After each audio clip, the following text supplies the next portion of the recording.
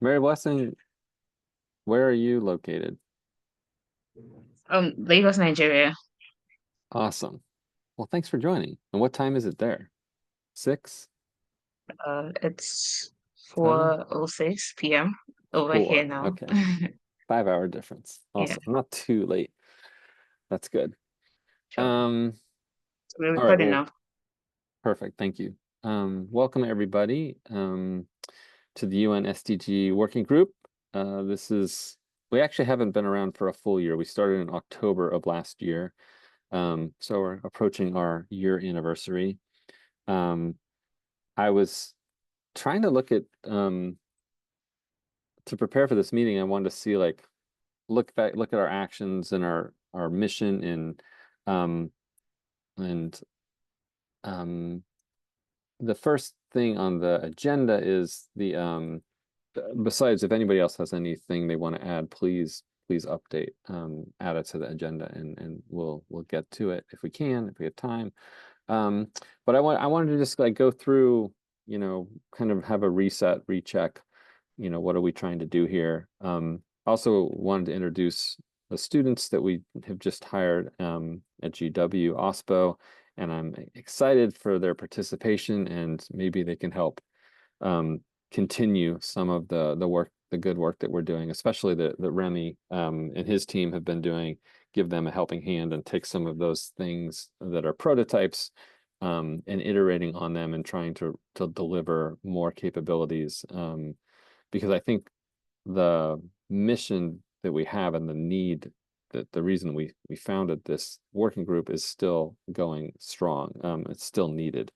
Um, and that is basically, you can look at our mission statement, but it's basically to empower open source communities, um, to help the whole world understand how open source aligns and is addressing the various UN SDGs. And so more specifically, we wanted to figure out what processes or standards or um, tools we could give to project maintainers so that they could identify that their tools are addressing the various SDGs. And then other tools like GitHub API people could start querying, and funders or contributors could start querying and saying, better understanding which projects they might want to contribute to or get involved with or help fund and support. And the global nature of the UN SDGs and the global nature of open source, I think, align really nicely. And the UN has embraced the open source principles. And so, yeah, I just think it's a really good, nice alignment. And I'm excited to continue to work on it and lead this. And Ruth is still our co-chair. And so she's been super busy. So, but I think she's also in Lagos, Nigeria. I'm not sure. She's traveling all over the world. So um, it was great to see her and some other people at the UN meeting in June. And I'm hoping that we can again present next summer at the UN if they have it again. And then, really push forward some of the initiatives that Remy and others have started. So let me just go into some of that, some of the actions. If you're able to follow along, if you have any questions, raise your hand online, or just let me know. Um, since we have a smaller group right now. So one of the things we wanted to do was sort of define a standard that OSS projects can follow. And really, we don't have to do this so much. We had a lot of discussions about different schemas and ontologies and different standards. But Remy has sort of taken the lead on this, and he's created this code.json metadata standard for US government projects, and he's following, I think, schema.org standards. So he did a great job of kind of leading us through some standards that are I think we can just piggyback off of, and then iterate and change as we decide that we might need to in the future. But we're on a good start there. and then the second thing is design processes to enable maintainers and contributors. And we did some, oh, right, public code YAML. Was that there's a bunch of different standards. Is that the one that Remy's using, Mike? I think that's the one he's referring to. It's one based in the European Union. So I believe I could be wrong on that, but I think it's right. I think there's a couple of different ones, and he's trying to align with all of them, so as much as possible. So yeah, there might be work to do, but thanks for clearing that. I think there's a schema.org too, and then JSON code.json metadata. Yeah, schema.org is the broader one for managing XML metadata, but I think that that's more general, I believe. Okay. Thanks, Mike. Yes, and yeah, so we actually we made some really interesting progress with actually building some things. And we're not where I want to be, but we did move forward with this. Remy's team did a lot of work and actually has some prototypes that are in a great place where we can build off of, and they were able to do a demo this summer, and they have a bunch of their code put on GitHub and available in CHAOSS as well. So that's something that we can leverage, and I want to move that forward. I'm going to talk to Jude and Sunil about, there are our techies with the OSPO, the GW OSPO, of how we can move that forward and have some prototypes that we can start giving to maintainers and start using. But I want to give credit to Remy for what they already built, and also we've had some success at some of the hackathons, and some GW students and others participated and did some solutions as well. So there's that one solution by a hackathon team with Anket and Daria. They actually won the Georgia Hackathon with this solution.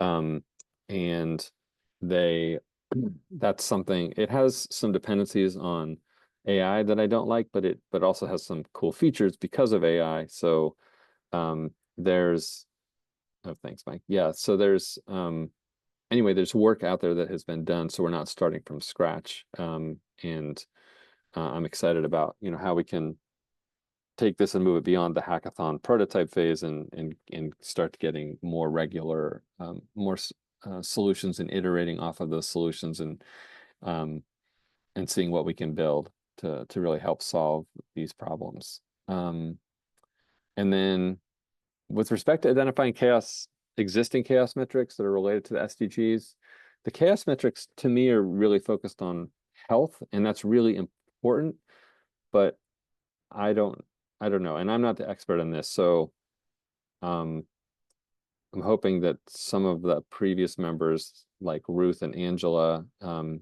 some of the other CHAOSS members will take the lead in these areas, the next two areas. So kind of identifying what CHAOSS metrics make the most sense for us to incorporate, and then also identifying any new metrics we might want to include. I guess what I feel like is we're not quite at that stage yet. Like, we want to build prototypes and just kind of say a project is trying to address a various SDG or target. So if we could even just say that this new, cool project is addressing SDG 4, education, and everybody could search on that and find all the projects that are addressing education, that would be a big win. Saying that it's like super healthy and all of these other details would be great, but that's kind of add-on. That's icing on the cake. So we're still kind of in just the basic land at this point. But related to that, the one thing that has started, but I think a lot of work needs to be done on this, is sort of a practitioner's guide, where we can start demonstrating how maintainers can build this capabilities or identify themselves as relevant or addressing or highly impactful for I think it's the term that the DPG Alliance uses, which I like, is a project is highly relevant at addressing one of the SDGs. So like if you build something like a database and the data, you know, might be relevant to climate action, but the actual technology isn't highly relevant to climate action. It's more agnostic. So we want to like help projects understand where they actually fit. And maybe a database is more of an infrastructure kind of a SDG as opposed to the specific domain things. And then the next thing that I think we have done a lot of great work on is creating partnerships. I'm a little disappointed that we don't have more of the members that have been in this call. But it, you know, it's early in the school and all the other commitments, I'm sure, are catching up with people. But we have a lot of active contributors from the Center for Medicare and Medicaid, from CHAOSS, which is hosting this working group, and then from the GW OSPO, and I'm excited to increase that with the students. And then we also have one thing that I'm looking forward to in the future is I don't like to waste time, so I want to like get prototypes in the hands of people and see how they work and have real users. And I think we have a lot of potential real users. So I know CMS and CHAOSS and the OSPO, we have open source projects, and we can be those beta testers of whatever tools we put. And there's a really cool project called Open Sustain Tech, which has a list of about 3,000 open source climate action projects, and they've done a lot of curation. And so if we can get, you know, some subset or all of them to participate in using our tool and kicking the tires on it, that would be really valuable to have, you know, 1,000 or 2,000 or 3,000 new projects like registered as open source that anybody in GitHub could search and find. That would be a great first step forward. Curious is our network of academic OSPOs, and I know they have a lot of projects, and we have an avenue to reach out to them to do some beta testing. The WHO has been active members of this group. The Digital Public Goods Alliance have also been active members, and Code for GovTech is a really cool group in India that has about 100 projects, and they're doing a lot of work that aligns with the work that we're doing in this space, including getting metrics and assessing the health of open source communities and trying to build digital public goods communities and helping, you know, surge that forward, and especially with mentorships and connecting students with those opportunities to support that kind of work. So I think they might be a good beta tester for any tools that we build as well. And then sort of on the other side is the discovery tools that once we can build some of these, once we can start to get a you know a good number of projects identified as a highly relevant at addressing the various 17 SDGs, then NumFocus and Software Heritage and some of these other places we can use their APIs and really start to do the queries and the searches, and see if it's working on that end. You know, is our data making available? Are we able to do visualizations and counts and help people discover and find the projects that are the most meaningful? And I still think we have a role of advocacy and engagement. So I'm excited that we did present at the last UN, and I really want to continue with that.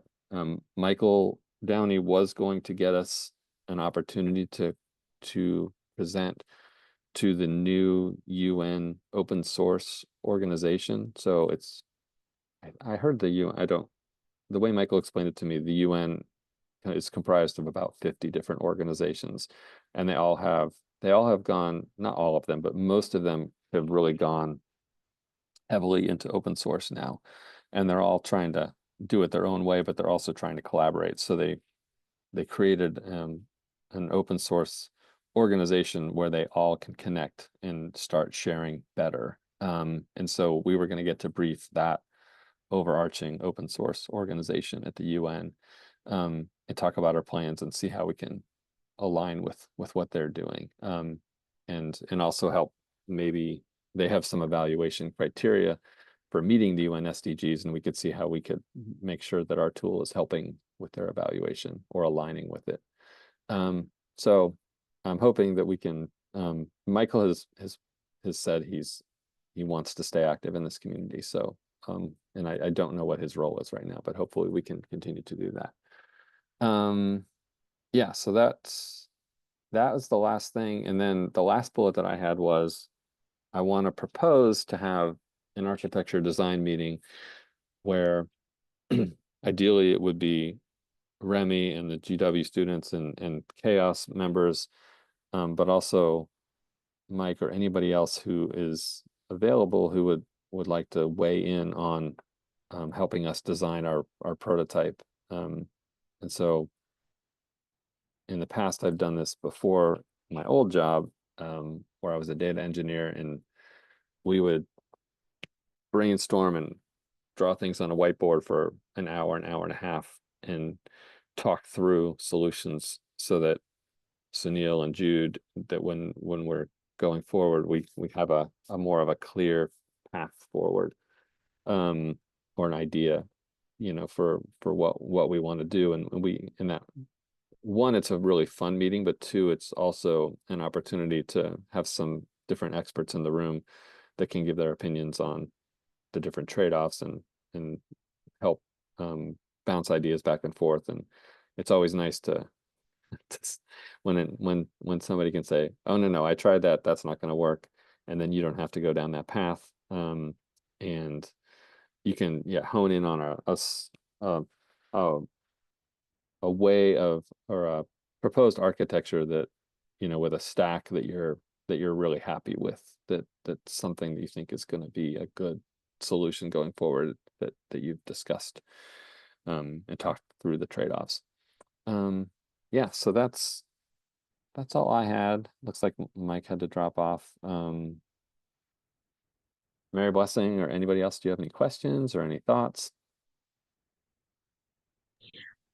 I do not have questions, but I will be keen to know what are the actions we're looking to take, say, in the next 1 to 3 months.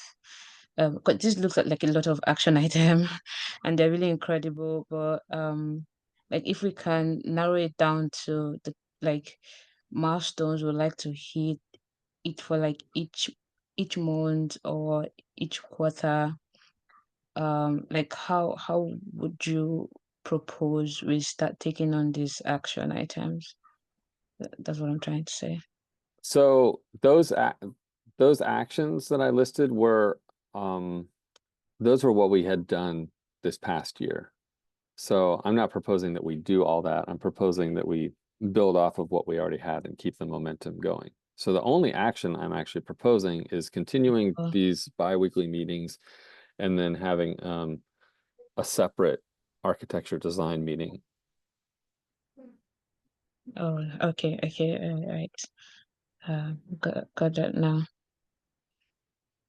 I would, Uh, there is a practitioner guide that was stubbed out, and uh, it's sort of got an outline, but it's not very far along. And I would love it if anybody from CHAOSS would like to, pick that up and kind of move forward with that yeah, in parallel. yeah, that's one point. I remember taking up the action to get that started alongside Kirsty. Yeah, but Casey herself has been very busy. Yeah. So yeah, now we're back. I would definitely ping her to see how we can get started, and definitely open it up, and anyone can also contribute any thoughts or ideas that they have on the document. Absolutely. But yeah, I'll ping Casey and hear her thoughts as well. Perfect. That would be great. Students, do you guys have any ideas? Thoughts? I've been flooding you guys with so much information that you're probably holding on a little bit. Does this seem something that is of interest that that you think you would like to work on with the target eventually of, well, in the 1 to 3 month, I would love to get a prototype that we could more realistically, you know, in 2 or 3 months, get a prototype where we can try it ourselves and hand it off to some maintainers and see if you know what they think, and then start iterating. But by next summer, I would love to have something where, you know, this is our proposed solution that's out in the wild and that we offer to all maintainers to make it easy for them to create some little JSON file or some little YAML file. I can't remember whichever one the tool that Remy built does, that would be in each open source project, and would just have like some basic information about how they are relevant to various SDGs, and that file could then be queried by other tools. So I'm assuming that that particular project or initiative would require like a programming skills. Is that correct, David? Yeah, definitely.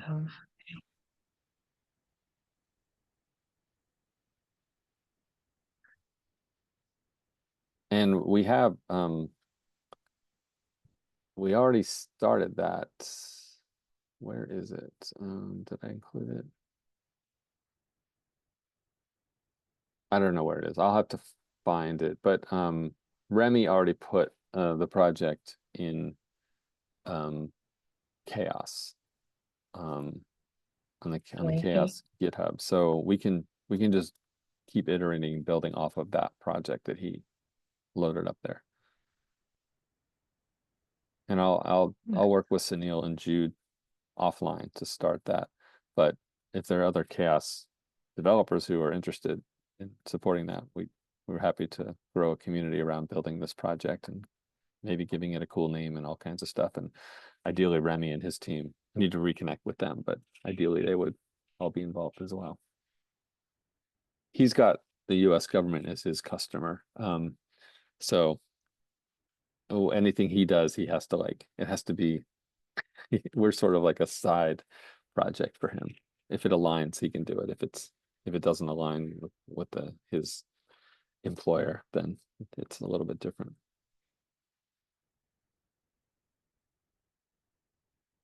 All right. Well, thank you for showing up. And I'm gonna reach out and ping Remy and some of the others and see if we can get